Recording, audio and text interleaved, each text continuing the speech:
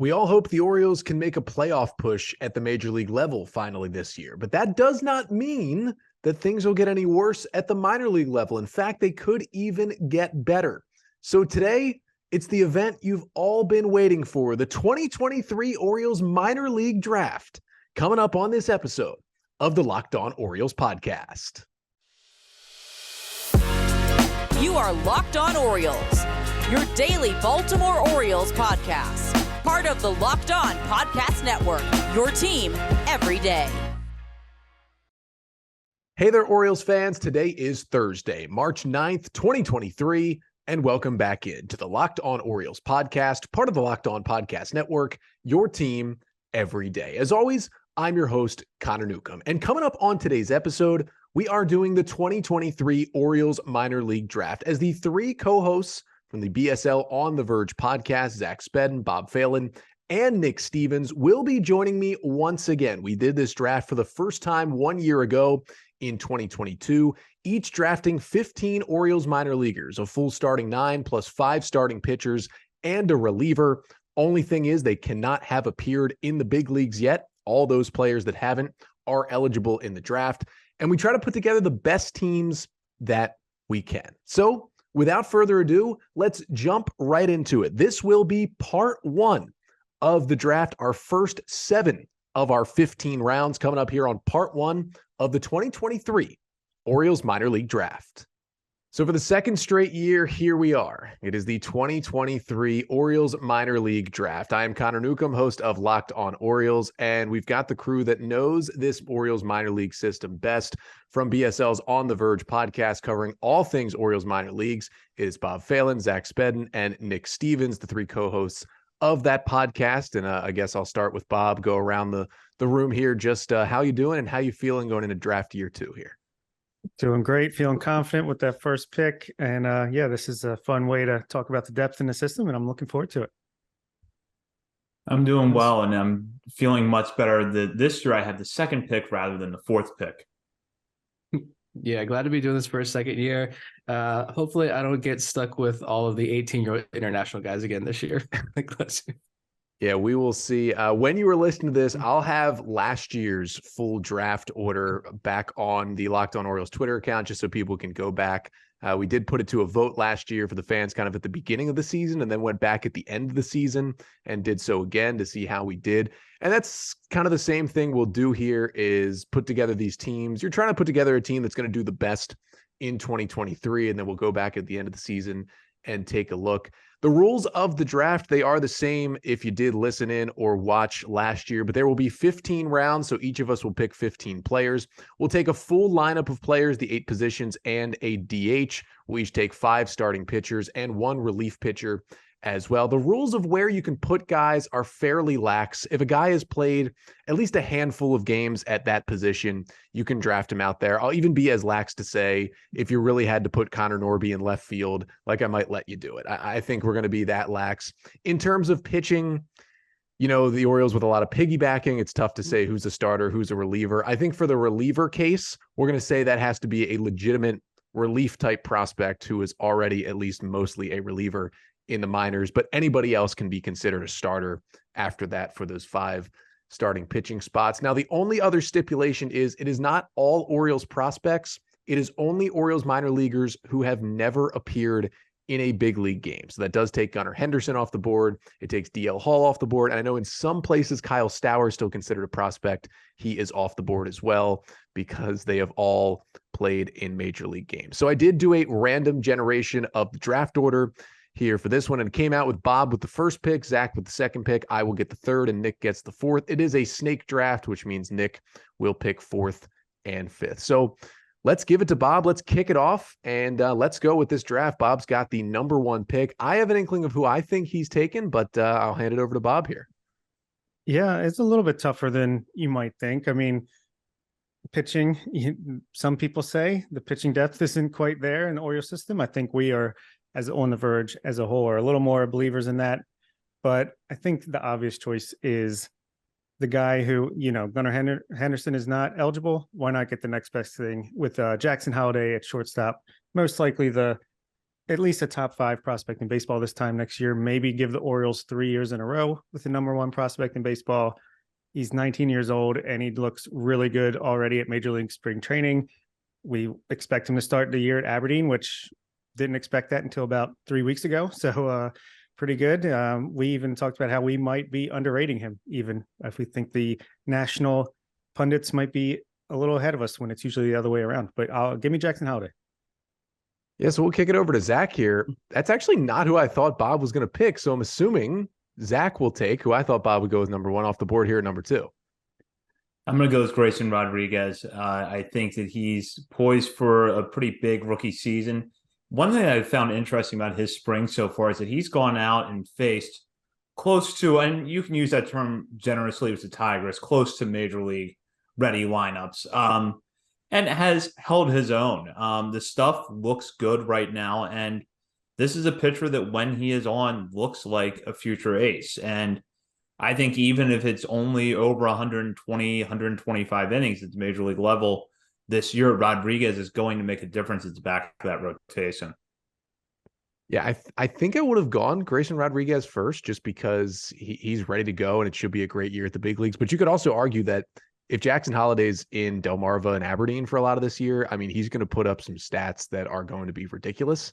And that probably helps you in this kind of draft. I do think that there was a pretty clear 1-2 to go in this draft. And once we get here to number 3, there's a couple different options. I am going to take Heston Kjerstad with the 3rd pick. Am I buying in a little bit too much that he hit 2 home runs in his first big league spring training game? Maybe. But after winning MVP of the Arizona Fall League and, going through what he went through, the kind of up and down season that he had, a great start, things weren't amazing in Aberdeen, but they aren't for many hitters. We're going to see him in Bowie, which is certainly going to challenge him to begin the year because, he hasn't seen the high minors yet at all. But I just think the Orioles believe in this bat. I think he's finally healthy. He's finally ready to go. And I'm going to take Kjerstad in my outfield and send it over to Nick for the next 2 picks. I love the bold pick there. I can go anywhere I want here with these 2 picks, but I think I'm going to go ahead and take another outfielder with my first pick. I'm going to go Colton Cowser first. Put him in there at center field. I mean, we've heard, I've gone on the rant on our show enough times, but I just really love Cowser and his ability to get on base. I mean, he 3 levels in his first full year of pro ball, had a combined 406 on base percentage. Yeah, the strikeouts were elevated, especially in the lower levels of the minor leagues, but we know he was working on some things in high A, just absurd numbers in double A. And then as he was the final 2 weeks of the season in AAA, you could tell he was really starting to settle in. The stats were really improving for him. So hit a home run, nice opposite field home run the other day, as Ben McDonald kind of forecasted that one as the play happened. So good for Cowser there. And to bring this back around, there's a position that we're really deep in, so I feel like I could wait. There is an elite starter here that I do really like, but this is a tough one. I'm going to go 3rd baseman Kobe Mayo here with my next pick. He was promoted. We know the numbers down at Aberdeen maybe didn't pop off the page for him, but we know a lot of the underlying data was really good. We know talking to him that he was confident in what he was doing down there in Aberdeen and, still got promoted to Double A at the age of 20 years old. So didn't turn 21 until December. So I think that tells you exactly how the Orioles view him right now. And I think 2023 is going to be that true breakout year for Kobe Mayo. And he's going to end this year in AAA Norfolk, counting down the doors to the major league. So I like Cowser and Mayo with my 2 picks here.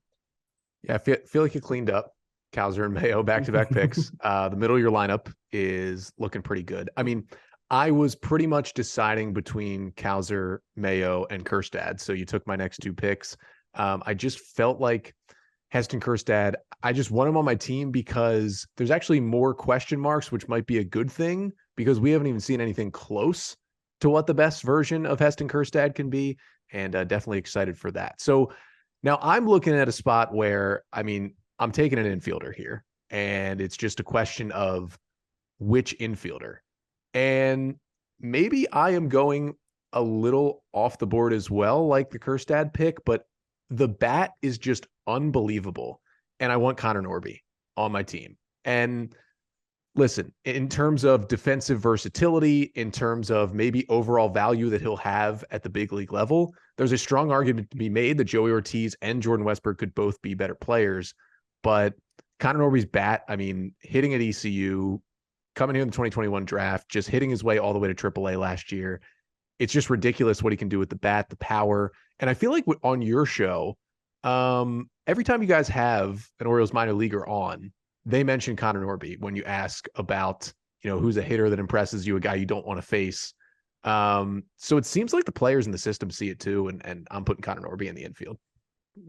He still led all Orioles minor league hitters with 29 home runs, and he missed a big chunk of time last year with the injury and some non-injury IL stints. So that's even more testament to how real that power was.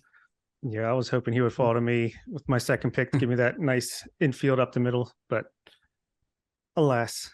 So we'll get back to our 2023 Orioles minor league draft in just a second. But first, this episode of the Locked On Orioles podcast is brought to you by FanDuel Sportsbook. The midway point of the NBA season is here, and now is the perfect time to download FanDuel, America's #1 sportsbook, because new customers get a no-sweat first bet up to $1,000. That's bonus bets back if your first bet doesn't win. Just download the FanDuel Sportsbook app. It's safe, it's secure, and it's super easy to use. Then you can bet on everything from the money line to point scores and threes drained. And I know the big argument right now is NBA MVP. Just put your money on Nikola Jokic. Plus, FanDuel even lets you combine your bets for a chance at a bigger payout with a same-game parlay. So don't miss the chance to get your no-sweat first bet up to $1,000 in bonus bets when you go to FanDuel.com/lockedon. That's FanDuel.com/lockedon to learn more. Make every moment more with FanDuel, an official sports betting partner of the NBA. I'm going to go another middle infielder as well, and I'll take Joey Ortiz. I think what we've seen in the last 2 years, I don't know that Ortiz is going to be a big-time home run hitter at the major league level, but I do think that there's a few things he's going to do really well. He's not going to strike out a lot. He's going to walk a lot. And he can at least drive the ball into the gaps, and he gives you elite defense at shortstop. And now he's on the 40-man roster, so I have to question at what point this year does he make the major leagues. But for now, you've got a really good starting shortstop at AAA and a guy who has gone in the last few years from being the quote-unquote glove-first shortstop to now just being a really solid all-around player, and from some outlets' perspective, a top 100 prospect. So I feel good with Ortiz here. Take one of my favorites right from me. Again, back-to-back picks that are stealing my second base slot. So I'll go somewhere else completely different with my next pick. I'm going to stick with the youth movement and give me Samuel Basallo at catcher here. Just feel like catcher is not the deepest position, at least when it comes to the top end talent on the prospects in the system. Kind of like first base is even worse, but Basallo, he can play catcher. He can play first. DH this time last year, I think we took him, and it was kind of a question. Is he actually a catcher or is he a first base DH? And it actually seems like the more eyes that have been on him, the more people think that he can stick behind the plate. He's athletic enough despite his big frame. He's got the arm to do it. And especially once robo-umps get instituted, it's like, why not just stick him behind the plate? And that power potential on offense has me dreaming on Yordan Alvarez light. So we'll see about that. And with my next pick around the turn, I will go with, I got to defend Jackson Holliday a little bit here. I mean, Grayson Rodriguez, great pitcher, obviously going to be up in the running for rookie of the year this year, I feel like, and start off just like a bat out of heck. But Jackson Holliday, when he finishes the year in AA or AAA with monster numbers, I think you guys will see I was in the right. And I'm going to take a pitcher anyway here with my third pick, Cade Povich. You guys let a top 54 prospect in baseball fall all the way down to the third round, you suckers. No, Cade Povich, I got to see him live in Florida last weekend or 2 weeks ago now, and he looks fantastic. Great mix of pitches, and maybe he even gets a cup of coffee this year at the major league level. We'll see, but I see big things on the horizon for Cade Povich. I feel like Bob's playing the game well, going for two of the positions that aren't the deepest in the system compared to others, going and getting a catcher and a starting pitcher, and going and getting the number one catcher and the number one or the number two starting pitcher, the number one left, probably a good way to play the game. So in my pick here, I'm going to go in a spot that is deep, but a player that I really like, and that is Dylan Beavers. The Orioles, after drafting him out of Cal last year, did make some adjustments to his swing, and it seemed to pay off immediately. And we've gotten the question a lot since our list came out a few weeks ago about why is Beavers ahead of Heston Kjerstad in your top 50? And what it comes back to for me is that Beavers is a better defender with good power, and he may have the better hit tool between him and Kjerstad. I think it's close between the two, but I think Beavers is a really solid all-around player, and the adjustments to his swing that he made last summer seem to pay off, and I'm confident in them contributing to a big 2023. Yeah.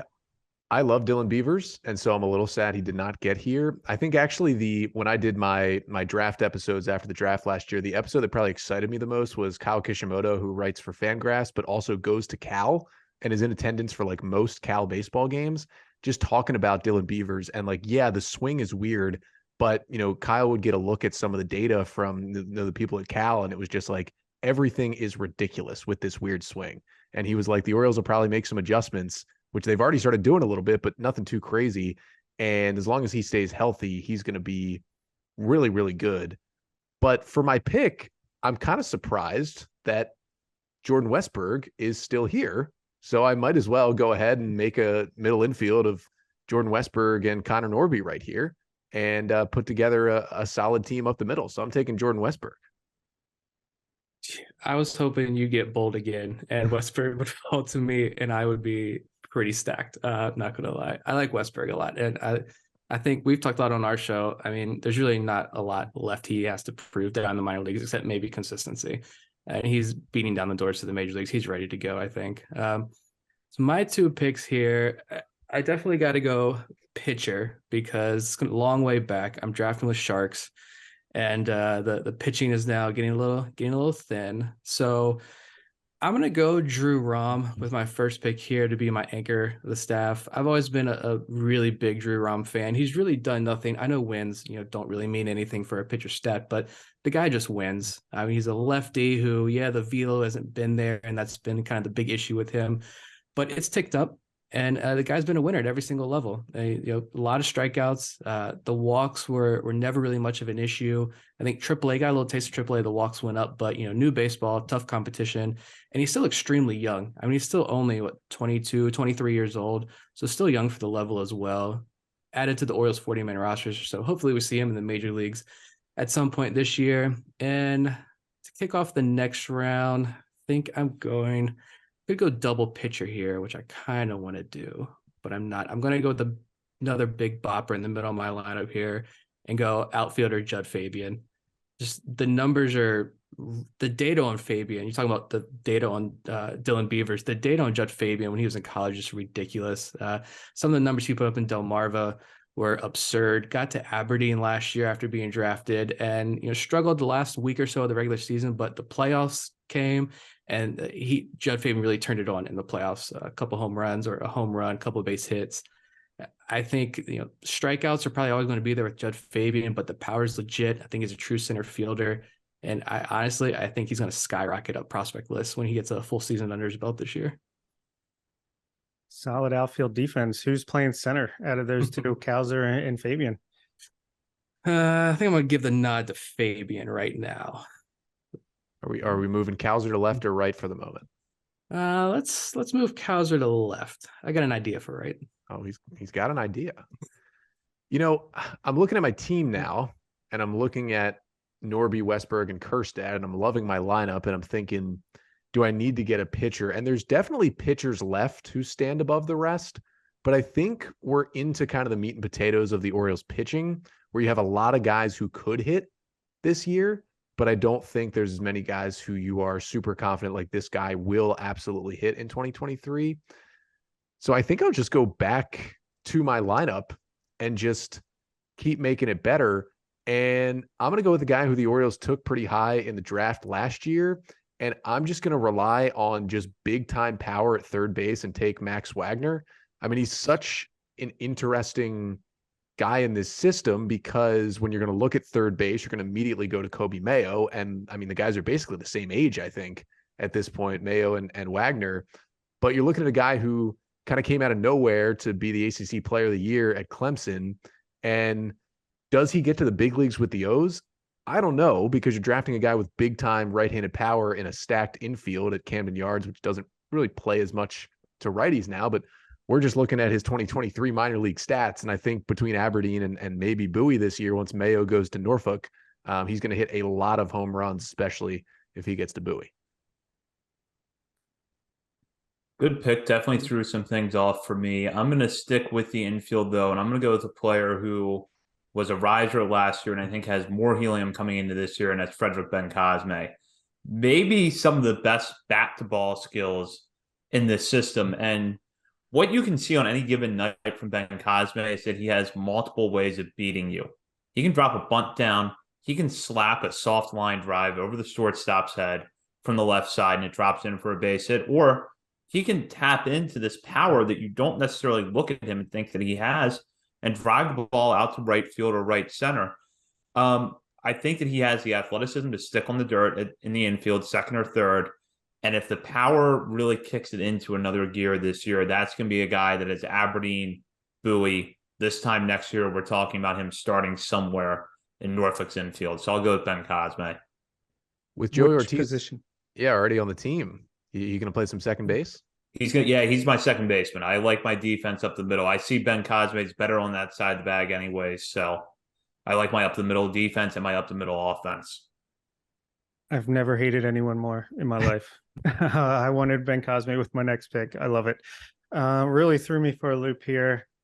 So I think I'm going to go with the guy who I thought was going to break out last year, got off to a great start, but injuries kind of derailed his season once you get to the middle and the end of the year. He's fully healthy now, so this is the year he breaks out. Everyone's sleeping on him. John Rhodes, boring name, not a boring player. I'll put him out in right field for me. I think he's going to start back at Bowie. I think he's going to really light up that hitter-friendly ballpark pretty good, end the year in AAA, and look to make his debut in 2024. And, geez, yeah, I think I got to do it. I got to go back-to-back outfielders. Give me the, nothing too exciting, but Steady Eddie and Hudson Haskin. He can play center field. He's going to hit like 250, 260, a little bit of power. He's going to steal some bases, great defense, good arm, just an all-around good player, maybe like a Ryan McKenna, a little more upside than that ultimately. So I'll take him for center field. I'm going to go center field here too. I'm going to go with the guy we've not seen a lot of yet, and that's Reed Trimble. Unfortunately, an injury kept him out for most of last season, but he looked good in Delmarva when he got back, was picking things up in the Arizona Fall League a little bit after a few weeks there. Everything you hear about Trimble is that the raw athleticism is there for him to be a really good major league player. And I'm not big into comps, but there were a lot of Whit Merrifield comps thrown around at the time that Trimble was drafted. And it's because he can run. He's got some versatility. He's got a decent amount of power. What we see from him over a full season is still a big question, but I look at him as nothing else as a guy that has the athleticism to stick in center field and the raw tools to put something together at the plate. Yeah, that's a good pick. That's a guy who I've been on the train of. We're finally going to see a healthy season, and we're finally going to see how good he is and why the Orioles took him so high. I'm going to maybe step on your guys' toes here and just take the guy you all just had on the podcast. And I'm going to take Chase McDermott. And listen, I need a pitcher. I'd made 4 selections without a pitcher. I don't know if McDermott's going to be the number one at any of the levels he'll be at this year, but he's going to be the number one on the Connor Newcomb Orioles minor league draft team because the stuff is nasty. And hearing him talk on your podcast this week, it was nice to hear that, he knows that the command was kind of number one thing. But it wasn't just that. It was, hey, I'm working on 2 different sliders. Hey, I'm switching my changeup to a splitter. So it seems like he had the time to, I need to hone in the command, but I'm still making my stuff better. And, maybe it's recency bias from literally just listening to that like 4 hours ago. But that got me fired up to take him as my number one pitcher. No, just watch his highlights. I mean, watch the curveball, watch the exploding fastball. If he gets the control, finds the control, finds the command, Chase McDermott's going to be a really solid pitcher in this organization. I need some up the middle help. I don't think I have any middle infielders here. I got a strong outfield, but Michael S would be disappointed that I don't have a strong middle infield right now. So I'm going to go second baseman Cesar Prieto here. I've been the low guy on Prieto, to be honest, among like the three of us I know on our show. It just didn't really do it a lot for me last year. We saw the big power at Aberdeen, which was weird when he came over. And then he gets to Bowie, a more hitter-friendly park, and really struggled to get on base. Strikeouts went up. He's not going to walk much. We know he's a swinger. He's a bat-to-ball guy. But the videos this offseason, Bob said it best. He went down there in Sarasota. It looks like Prieto's really bulked up. He's had a couple good at bats this spring. I'm starting to come around on Prieto again. Not going to knock him, making a major life adjustment that first year coming stateside. So I'm going to buy the hype again on Prieto in that bat. And then I'm going to go back to pitcher for my next pick. And I'm going to take another guy who is on the 40-man roster, Mr. Undrafted after 40 rounds, Noah Denoyer. Look, guy had a monster year last year, 21 games. It was kind of like that swingman role, kind of long relief out of the bullpen, but a 2.89 ERA last year across two different levels, a lot of strikeouts. We talked about earlier in his career, walks were an issue. And if he could lower that walk rate, then he'd become a more interesting pitcher to watch. He only walked 17 guys all year last year, sub 1 whip, sub 200 batting average against. Now he's on the 40-man, and I think there's that ceiling for Denoyer is still, I think it's a little bit higher than what most people think it is. Yeah, it'll be interesting because I don't know if he'll get to the big leagues this year. I mean, it's really going to depend on what the openings are in the Orioles staff. I mean, if he does, it's probably going to be as a reliever at some point. But maybe the O's still think it's a starter long term. And you remember like the Logan Gillespie ad, we were all like, oh my gosh, Logan Gillespie is going to be a huge part of this Orioles bullpen last year. And he certainly pitched with the O's and he was helpful, but he was mostly an up and down guy and a depth guy and a Norfolk shuttle guy. But the good thing for Gillespie is they haven't given up on him. He's still there and he's still going to be on the 40-man. So maybe this isn't his big league year, but that could also mean he just dominates AAA the whole year, Nick Vespi style, and is kind of always ready to go. I will probably need more pitching, and I think I'm just going to go with a guy who broke onto the scene in 2022. I like his stuff. I like the fastball. He got to AA, and he's just going to continue to move up this system as maybe not the starter that's going to wow everyone, but Justin Armbruster just gets people out. And it seems like a pretty good 1-2 punch where, yeah, his stuff's good. McDermott's got the crazy stuff, and Armbruster's just going to go out there and get everybody out every single time he goes out there. So I'm liking that 1-2 in my rotation. Well, Connor once again blowing up my board. I'm going to go with Anderson De Los Santos. Looks like a possible breakout candidate at third base, and this is also a position where once you get past Kobe Mayo and Max Wagner, things start to drop off a little bit. So for this pick, I'll go with De Los Santos. I think we get a look at him in full season ball this year. Definite offensive potential. A guy I've been hearing about for a while. But seeing what he looks like in full season, I think he'll put together a nice year in Delmarva. Guys, did Jean Pinto die or something? Because I mean, he's still a good prospect in this system. He might have had a small step back last year, but he's still very young, has great stuff. And I still think that he has a potential to at least be a multi-inning weapon out of a bullpen. So give me Jean Pinto for my second starter in my rotation. Looking for a bounce back this year as he gets to AA at like 21, 22 years old. And then give me another guy who I think would have gone higher in this draft, except he got hurt, or it was a non-injury. I forget. We found out some extra information, but Carlos Tavera, I mean, this guy, stuff looked explosive in high A, would have made it to AA if not for, missing some time.